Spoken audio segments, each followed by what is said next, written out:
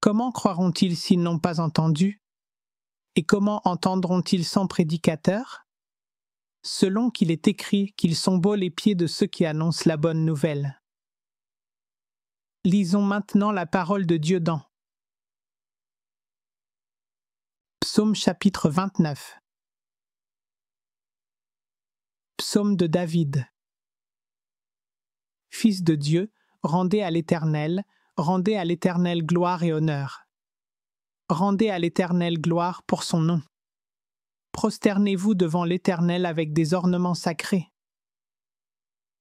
La voix de l'Éternel retentit sur les eaux, le Dieu de gloire fait gronder le tonnerre, l'Éternel est sur les grandes eaux. La voix de l'Éternel est puissante, la voix de l'Éternel est majestueuse. La voix de l'Éternel brise les cèdres, l'Éternel brise les cèdres du Liban, il les fait bondir comme des veaux, et le Liban et le Sirion comme de jeunes buffles. La voix de l'Éternel fait jaillir des flammes de feu. La voix de l'Éternel fait trembler le désert, l'Éternel fait trembler le désert de Kadès. La voix de l'Éternel fait enfanter les biches, elle dépouille les forêts. Dans son palais tout s'écrie « Gloire ». L'Éternel était sur son trône lors du déluge, l'Éternel sur son trône règne éternellement. L'Éternel donne la force à son peuple, l'Éternel bénit son peuple et le rend heureux.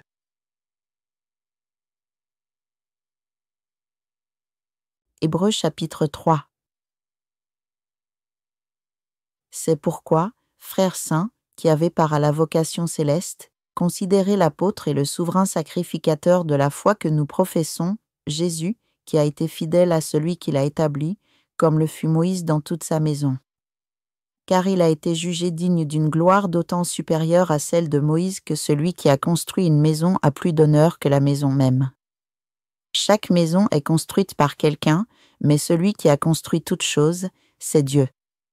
Pour Moïse, il a été fidèle dans toute la maison de Dieu, comme serviteur, pour rendre témoignage de ce qui devait être annoncé, mais Christ l'est comme fils sur sa maison, et sa maison, c'est nous, pourvu que nous retenions jusqu'à la fin la ferme confiance et l'espérance dont nous nous glorifions. C'est pourquoi, selon ce que dit le Saint-Esprit, aujourd'hui, si vous entendez sa voix, n'endurcissez pas vos cœurs, comme lors de la révolte, le jour de la tentation dans le désert, où vos pères me tentèrent pour m'éprouver, et ils virent mes œuvres pendant 40 ans. Aussi je fus irrité contre cette génération, et je dis, ils ont toujours un cœur qui s'égare, ils n'ont pas connu mes voies. Je jurai donc dans ma colère, ils n'entreront pas dans mon repos. Prenez garde, frères, que quelqu'un de vous n'ait un cœur mauvais et incrédule, au point de se détourner du Dieu vivant. Mais exhortez-vous les uns les autres chaque jour, aussi longtemps qu'on peut dire « aujourd'hui », afin qu'aucun de vous ne s'endurcisse par la séduction du péché. Car nous sommes devenus participants de Christ, pourvu que nous retenions fermement jusqu'à la fin l'assurance que nous avions au commencement. Pendant qu'il est dit « aujourd'hui », si vous entendez sa voix, n'endurcissez pas vos cœurs, comme lors de la révolte. Qui furent, en effet, ceux qui se révoltèrent après l'avoir entendu, sinon tous ceux qui étaient sortis d'Égypte sous la conduite de Moïse?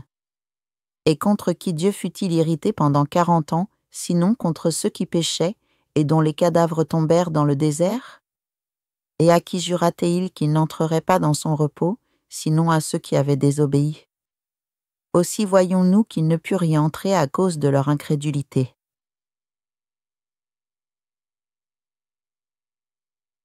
Alléluia, la parole du Seigneur est toujours nouvelle chaque jour lorsque nous l'attendons avec espérance, fidélité et bonnes œuvres remplies d'amour au quotidien. Le matin, réveille-toi et rends grâce avec joie. Ne te focalise pas sur la douleur, lève-toi dans la joie. Car la joie qui vient du ciel est notre protection, notre arme ultime. Chaque jour, tu entends ici la voix de Dieu. La voix la plus sûre de Dieu, c'est la Bible que tu lis, c'est la voix la plus fiable de Dieu. Si tu la prends vraiment comme la voix de Dieu, hélas, beaucoup d'apologistes chrétiens lisent la Bible non pour entendre sa voix, mais comme un exercice mental. Beaucoup sont ainsi, laisse-moi te donner un exemple. Quand j'étais jeune, j'étais directeur d'agence à Palamban. J'étais agité et fanfaron. Tu vois, se donner des airs. Pourquoi? Parce que beaucoup de mes amis venaient de l'armée. J'étais employé, mais aussi directeur d'agence. Je voyageais souvent, transportant des engrais de l'entrepôt vers des villages reculés, il me fallait donc être proche des militaires. Mes amis étaient des colonels, des lieutenants-colonels, des commandants régionaux et de districts, tous étaient mes amis. Nous étions proches et offrions souvent un soutien opérationnel. Ce n'était pas un pot de vin, j'aidais à financer leurs opérations de terrain pour que leurs troupes m'escortent vers les plantations, sinon j'aurais pu être tué en route. À cette époque, Palamban était dangereuse, c'était l'an 2000. Alors, j'ai demandé une escorte. Grâce à ces liens, je possédais plusieurs vestes militaires, des bérets rouges et du matériel spécial. Je portais même une arme. Pourquoi? Pour faire semblant. Voilà la différence. Beaucoup étaient comme moi, je n'étais pas soldat, mais je portais des vestes camouflées et j'en étais fier. Porteur une arme juste pour paraître dur, cela effraie-t-il vraiment? Les insensés peuvent avoir peur, mais les gens avisés non, ils s'irritent, voire rient. Il en va de même pour la foi, les soldats portent bérets et uniformes complets parce que c'est leur devoir, moi, je le faisais pour paraître important. Vois-tu la différence? Quand tu écoutes la parole chaque jour, est-ce pour paraître pieux ou pour vraiment entendre sa voix? Certains mémorisent des centaines, voire des milliers de versets comme bonbons, puis lancent des débats à l'aveugle. Mais à quoi bon? Qu'en font-ils?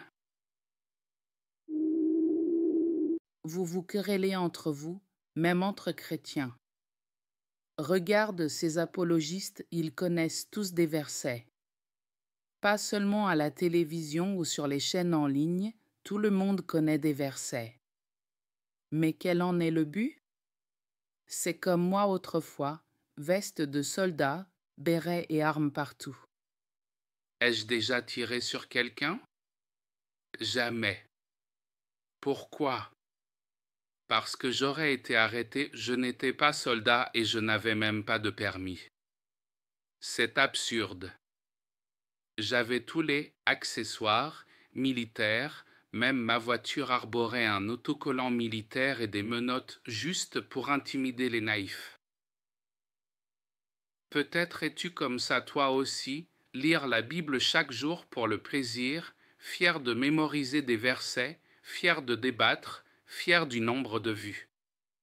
Mais quand vienne le conflit ou la calomnie, tu t'effondres aussitôt. À quoi bon connaître tant d'écriture si tu ne la vis pas? Ils n'écoutent pas vraiment la parole, ils portent seulement les apparences du christianisme. Leur vie devient-elle une bénédiction? Apprends de mon expérience, j'ai entendu la parole en faisant de l'apologétique, aimez vos ennemis. À cette époque, j'avais un ennemi. J'étais si en colère que je voulais lui tirer dessus, je suis même allé jusqu'au bureau militaire de district, l'homme était terrifié.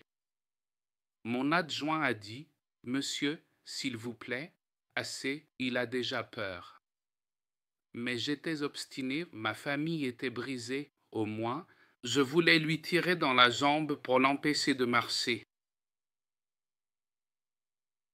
J'étais actif dans l'évangélisation sur Facebook. J'ai écrit « Quelle est la différence entre l'islam et le christianisme ?» J'ai dit « Quand les musulmans deviennent plus radicaux, ils tuent. Quand les chrétiens deviennent plus radicaux, ils pardonnent, aiment et bénissent. » Puis j'ai été convaincu, ce même matin, je tournais autour du bureau militaire pour chercher cet homme afin de lui tirer dessus juste après avoir écrit ce message. J'ai été touché au cœur, je devais lui pardonner. Nous débattons souvent de versets comme « Mon Dieu pourvoira à tous vos besoins selon sa richesse dans la gloire » et pourtant nous aimons emprunter de l'argent. On appelle la fratrie car il n'y a plus de riz, on emprunte pour l'école, on emprunte pour ceci et cela. L'enfant se fâche, arrêtez de vous endetter. Même la fratrie Refuse de prêter, pas même de petites sommes. Puis on s'emporte, si Dieu ne pourvoit pas, je préfère mourir. Mais c'est la voix de Dieu qui te corrige. Crois-tu vraiment à sa promesse? Ou ces versets ne sont-ils que de la décoration murale? Romains chapitre 8 verset 28 déclare « Dieu fait concourir toutes choses au bien ». Tu connais ce verset par cœur, moi aussi depuis mes 15 ans. Mais quand un pasteur m'a escroqué de 4 milliards et que je suis allé en prison, ai-je cru que Dieu agissait? Honnêtement, non. Je suis en prison, comment Dieu agit-il? Ma famille s'est effondrée. Souviens-toi de Joseph en prison à l'époque de Pharaon, il y a environ 3500 ans. Pas de climatisation, pas d'ordinateur, pas d'écran de 85 pouces, une prison brutale, pleine de tortures comme une cellule pour terroristes. À l'époque, il n'y avait pas de Bible qui lui a enseigné que Dieu agit en toutes choses. Il s'est seulement accroché aux paroles de son père et il a cru. Moi, j'avais la Bible, je prêchais et j'adorais en prison et pourtant je ne croyais pas. Parce qu'alors tout cela n'était qu'un accessoire. Ce que tu vois sur les réseaux de nombreux apologistes sur TikTok n'est souvent qu'apparence. Apprends ceci, ce que je lis n'est pas un ornement. Quand la parole dit « ne devez rien à personne », je le vis réellement. J'ai corrigé mes propres amis à ce sujet. Si tu as besoin d'aide, dis-le. Si la communauté ne peut pas, fais confiance à Dieu, s'il ne pourvoit pas, c'est que ce n'est pas sa volonté. Continue d'aimer et d'être fidèle. Aimer Dieu, ce n'est pas seulement aller à l'église, c'est continuer à faire du bien même à ceux qui te blessent. Voilà le véritable amour. Autrefois, j'adorais l'équipement militaire, bottes, vestes, etc. Après avoir compris, vers 2015 à 2016, j'ai donné ce qui restait à mon frère. Pourquoi? Quand j'étais fauché, qui m'a aidé? Si tu demandes à l'armée ou à la police, il y a des coûts opérationnels, eux aussi ont des besoins. Depuis, j'ai cessé ces apparences. Depuis 2015, je ne compte que sur Dieu. Même si je connais beaucoup de gens généraux, responsables, entrepreneurs, à quoi bon? Si tu crois en Dieu, crois pleinement. Si tu as encore besoin d'un appui humain, tu ne te confies pas vraiment. J'ai lâché toutes mes connexions, ce fut douloureux car j'avais l'habitude de tout régler par un coup de fil. Mais cela montrait que je ne dépendais pas de Dieu. Depuis 2015, j'ai appris à dépendre de lui seul. À présent, je n'ai même plus leur numéro, j'ai cessé les contacts. Un jour, un officier de renseignement d'une ambassade est venu, je l'ai rencontré sans peur. Une grande organisation a voulu me voir, je les ai rencontrés. Ai-je besoin d'appui? Non. Mon appui, c'est Jésus-Christ. La parole que j'entends chaque jour, je dois la vivre avec radicalité, sans compromis. Voilà ce qui me distingue de nombreux apologistes sur TikTok. Je crois et je vis, et il y a du fruit. Concernant les dons, je suis intransigeant, Je ne les utilise jamais à des fins personnelles. Ils viennent du peuple pour l'œuvre de Dieu et pour aider les nécessiteux. Je dois être un exemple, ne jamais mendier. Manque-t-il parfois? Oui, mais je ne meurs pas, Dieu pourvoit. Comme Paul l'a dit, pauvre, mais enrichissant beaucoup de gens. Mon enfant ne pouvait pas payer l'école, aujourd'hui, par la fondation, beaucoup d'enfants sont aidés. Je ne pouvais pas m'acheter des chaussures, aujourd'hui nous en achetons pour beaucoup. Pourquoi pas pour moi? Parce que c'est mon choix. Certains reçoivent des dons personnels de centaines de millions ou de milliards, moi, je choisis de ne pas le faire.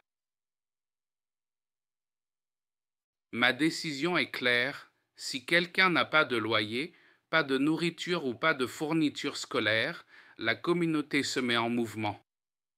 C'est le corps du Christ, sans vous, rien ne fonctionne, sans responsable, rien ne fonctionne.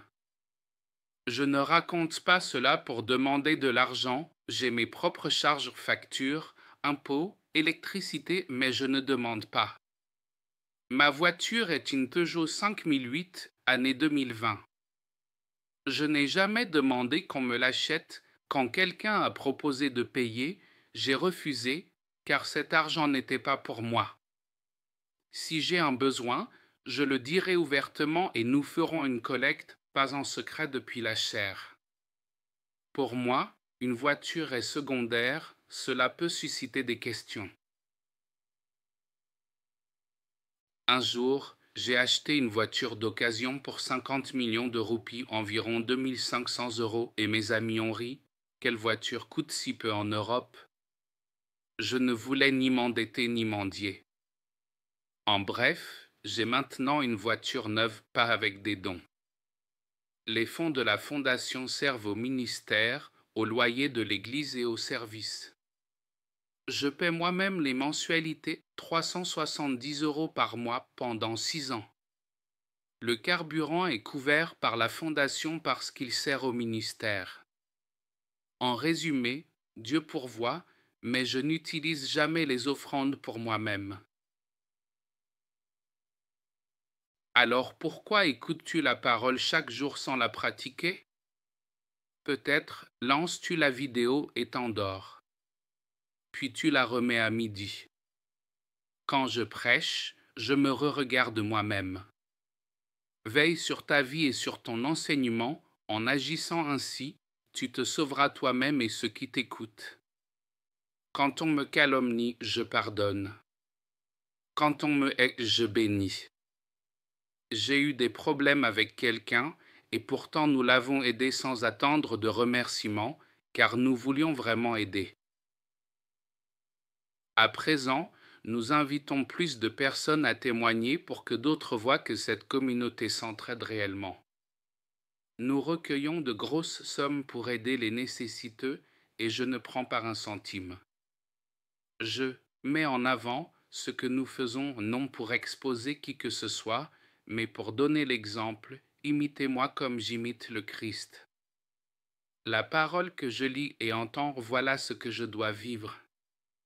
Si pour toi ce n'est qu'un accessoire, elle n'aura aucun pouvoir.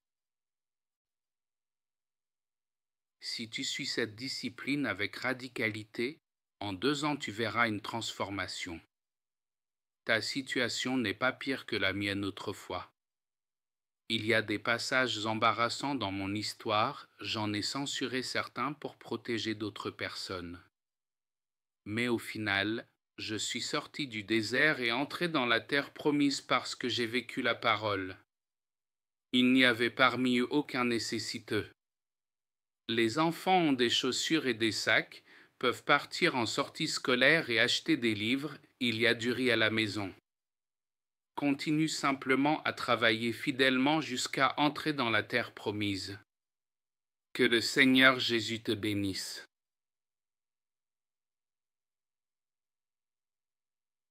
Si cette vidéo vous a touché, partagez-la avec vos amis et abonnez-vous pour que nous puissions continuer à grandir ensemble. Merci.